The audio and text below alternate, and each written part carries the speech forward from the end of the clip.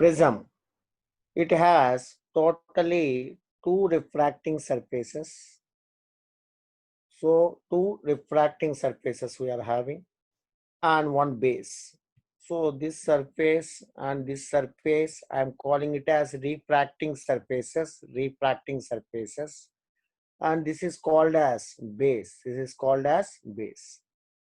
Here, angle between these two refracting surfaces is also called as angle of prism. Angle of prism is also called as, here A, I am calling it as angle of prism. Angle of prism or refracting angle. Refracting angle. Angle between two refracting surfaces. Angle between two refracting surfaces is called refracting angle. So here A is angle of prism. Let me take one prism here, A, B, C. This BC, this is called as base. Base. This is the first refracting surface. First we can call it as refracting surface. And the second one, this is the second refracting surface. These two refracting surfaces are there in prism. So here I have taken two refracting surfaces, first refracting surface, second refracting surface, other one is base. Angle between the two refracting surfaces is called as angle of prism or refracting angle. Refracting angle. So now coming to the next topic here, we have to discuss how the light passes in the prism. That is our main motto here. How light passes through the prism. So this is the normal, and this the light is incident like this with an angle of incidence I. An angle of incidence I. So now the ray incident with an angle, that is the incident angle I, and it is going from rarer to denser medium. This is rarer, this is denser. So in the prism inside means denser medium. When ray is traveling from rarer to denser, it bends towards the normal. It bends towards the normal. So now it bends towards the normal, and afterwards it is coming out from the second refracting surface. So there if you draw the line here, normal, again what will happen, it bends away from the normal. That is coming from, first what happened, it is coming from rarer to denser, now coming from denser to rarer. So when it's coming from rarer to denser, it's bending towards the normal. This is a normal drawn to the first refracting surface. This is a normal. Let me put it as normal N1. And this is a second normal N2. Now the ray when it's coming from here, what happened? Denser medium, inside denser, outside rarer. It's coming from denser to rarer means it bends away from normal. It bends away from normal. And now this angle is called as, again first angle, let me write as I1, this as I2. And here the angle is called as R1, here the angle is called as R2. And this first ray is called as incident ray, this ray, and this ray let us call it as emergent ray. Now actually the incident ray original direction is like this. This is the incident ray original direction. It has to travel in this direction. Incident ray has to travel in this direction. But if we extend the emergent ray, if you extend back the emergent ray, it is meeting at this point. Now you can observe that the angle between the original direction, and this is emergent ray direction. Angle between original and emergent, angle between original ray direction and emergent ray direction, that is, let us take it as delta. Because the original ray direction and this is the original ray incident ray direction and emergent ray direction, this is called as deviation angle. This delta is deviation. And now let me join these two normals, because these two normals were drawn here. This let us join the two normals and form a triangle here. So now we'll make some triangle. That means the points here, this is A and this point is B and this point is C. And let me write here, this is a point P and this is a T and this point as R and this point as some Q. So now this is the observation what we made here. And you can clearly observe that here this angle, what will be this angle means, this angle and this angle if you take properly, you can observe clearly this total angle is I1, this total angle with normal and ray is I1. So a normal and ray I1 means from this normal and this ray total angle is I1 and this is R1. So I can write this one as I1 minus R1. Similarly here you observe beta, this emergent ray and normal, this is I2. So again this is this is what we call it as normal and this is the emergent ray direction. This total angle is I2, this is R2.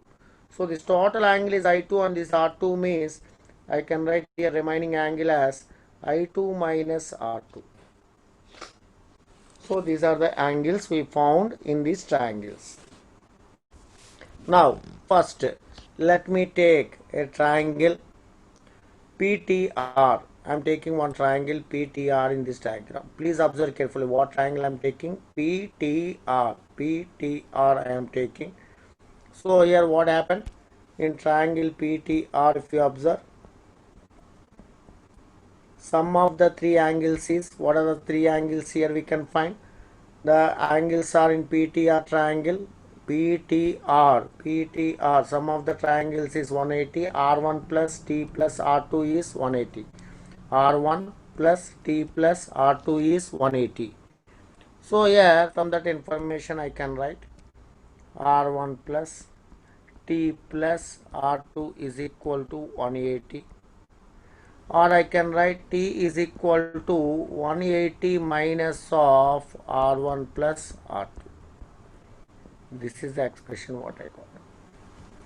This is the expression what I got. T is equal to 180 minus R1 plus R2. Now if we observe on the triangle, now let me take, first I have taken triangle PTR. Now let me take triangle PQR. PQR. So observe the triangle PQR. So the triangle PQR, exterior angle is delta. Exterior angle is delta. Opposite angles are I1 minus R1, I2 minus R2. In a triangle, in any triangle, this is one triangle PQR, this is one triangle. In this triangle PQR, exterior angle is delta. Opposite inside angles are I1 minus R1, I2 minus R2. So we know that from triangle properties, exterior angle equal to sum of opposite interior angles. Sum of opposite interior angles in a triangle. From that information I can write delta is equal to I1 minus R1 plus I2 minus R2. Exterior angle is equal to, from geometry we have, in school geometry we learnt about exterior angle in triangle, this one. Clearly observe the triangle. This is the triangle, that is what is the triangle beta? PQR. PQR, in this triangle exterior angle delta, interior angles are I1 minus R1, I2 minus R2. So exterior angle is equal to sum of the interior angles. Sum of the interior angles. So from that information I can write delta is equal to I1 minus R1 plus I2 minus R2, or I can also write delta is equal to I1 plus I2 minus R1 plus R2. These are the two things we got, T value and delta value. So T is 180 minus R1 plus R2 and delta is I1 plus I2 minus R1 plus R2. And I have one quadrilateral also here. The quadrilateral I am selecting it as APTR. Let us check that quadrilateral. What is APTR in the diagram?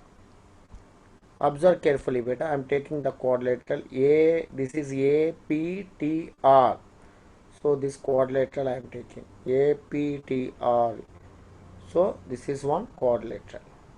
So in this quadrilateral, here A, angle T, okay, but angle P means here this is 90 degree, because this is a normal here.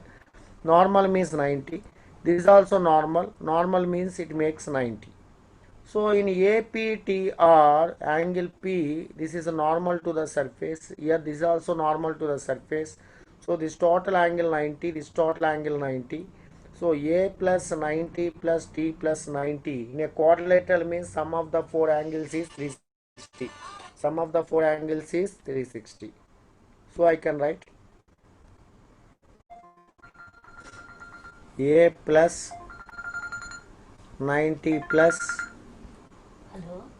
T plus 90 is equal to 360 degree. So here A plus T plus 90 equal to 360 degree means from here I can write T is equal to 360 minus 180 minus A. So T is equal to, I can write 180 minus A, and here T equal to, this is, let me write this as equation number 1 and this as equation number 2, this one equation number 2 and this one as equation number 3. Three equations we got here. So we have taken in this triangle PTR and we got one expression. Triangle PQR we got one expression. Quadrilateral APTR we got one expression. From 1 and 3, what is our conclusion? From 1 and 3, equation 1 and equation 3, what are our conclusions? Means simple conclusion we can make. Observe carefully. Equation 1, 180 minus R1 plus R2. Here 180 minus A. Here also T. Here also T. LHS are same is RHS are also same.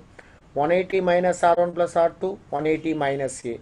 That means if RHS here and RHS here are same, then I can write A is equal to R1 plus R2. So I can write here. Final conclusion I can give here. A is equal to R1 plus R2. So this, let me take it as some equation number 4. Substitute equation 4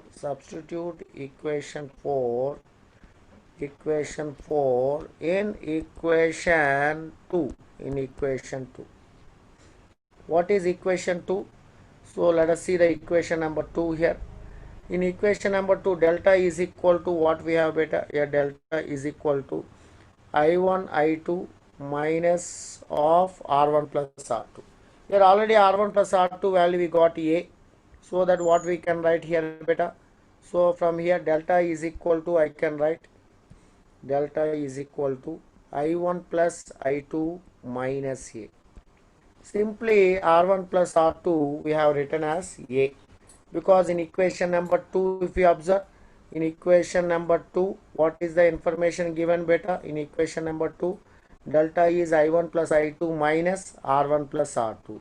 This R1 plus R2, just now we got the R1 plus R2 as capital A, R1 plus R2 as capital A. So delta is equal to I1 plus I2 minus A. Delta is equal to I1 plus I2 minus A. This is the given information. From here I can write, this is equation number 5. So our conclusions, what we want now means this equation 4 and 5 we want. These are the main equations what I require. That is equation number 4, and again I require equation number 5. These 4 and 5 equations I require, I derived it. Now from the experiment, if you draw the graph between deviation on y-axis, delta on y-axis, and I on angle of incidence or emergence on x-axis, if you draw like that, if you draw, this is from experiment in the lab. If you do this one, you will note the experiment in, that is the graph what we get from this experiment is like this. So this is the minimum value of deviation. Deviation is taken on y-axis, I is taken on x-axis. So where we got the minimum value of delta, we have to notice that one. So the minimum value of delta is this one, and this is called as delta minimum. And here when we will get this delta minimum means here at this point I1 and I2 value coincides. Where I1 and I2 value coincides, there we got the minimum value of deviation. So what is our conclusion now? The minimum deviation, where we are finding minimum deviation? Minimum deviation. So we found minimum deviation at what points beta? At I1 is equal to I2, the deviation is called as minimum. So let I1 is equal to I2 is equal to I. Therefore, if I1, I2 are equal, as they are equal, let us put it as I. Then R1, R2 also will be equal. Suppose I1, I2 are equal, definitely R1, R2 must be equal. Because in the diagram you can find here, what is I1? Incident angle, I2 emergent angle. These two angles are equal means definitely this R1 angle and this R2 angle also must be equal. So I1, I2 equal means R1 value, R2 value also equal. So we can get that information from there, and let us write that equal values are R and I1, I2 equals to I, R1, R2 equals to R. So this is the information what we got. Now, so here what happened, this deviation is called minimum deviation. This position is called minimum deviation. From here I1, I2 if you substitute, because actually we have delta is equal to I1 plus I2 minus A is the expression we have. So if you substitute here, delta is equal to minimum means whenever we write minimum, I have to write I1, I2 both are equal, I plus I. Actually I plus I minus A, or simply I can write delta M is delta minimum is equal to, directly I can write it as 2I minus A. This is the minimum deviation formula. Delta minimum is 2I minus A. And similarly, I have one more equation as A is equal to R1 plus R2. If I substitute here A is equal to R1 plus R2, R1, R2 values as R, I can write 2R. And this is the expression what we have. A is equal to 2R. Or further, I can also write this as R is equal to A by 2. R is equal to A by 2. Or A is equal to 2R I can write. Anything I can write. These two expressions in this, anything I can write. That is our wish. Either this or this. So these are the conclusions made from the graph here by taking deviation on y-axis, and I value on x-axis. We got the minimum deviation condition. Minimum deviation condition means where we are getting this minimum deviation condition beta, at I1 and I2 are equal. I1, I2 are equal. So we finally found this one. From this conclusions, note here, delta minimum I got it as 2I minus A. So from here I can write I is equal to A plus delta minimum by 2. This is the I value. From here I got this expression, and I know that R is equal to, I got A by 2. R is equal to A by 2. So from these two expressions I want refractive index. Refractive index value is mu. Refractive index of the prism is sin I by sin R. So I can write now it as sin of A plus delta minimum by 2, or simply delta minimum I am writing it as delta M. So everywhere from starting onwards, wherever delta minimum is there, we will use it as simply delta M. Delta M indicates delta minimum. Delta minimum, this is delta minimum is equal to 2I minus A. So the minimum value is called delta M. So here from this substitution, what I am getting is sin of A plus delta M by 2 by sin of A by 2. Sin of A by 2. So mu value I got like this. Mu value is sin I by sin R is equal to sin of A plus delta M by 2 by sin of A by 2. This is called refractive index of prism. Delta is deviation. Delta M is minimum deviation. Delta M is minimum deviation. So what is mu? Mu is called as refractive index of the prism. So I can write this mu as refractive index of the prism. Refractive index of prism. refractive index of prism is written as mu of mu equal to sin A by sin of, that is sin of A plus delta m by 2 by sin of A by 2. This is the expression for prism. So I hope you are clear with this physics prism derivation what we discussed.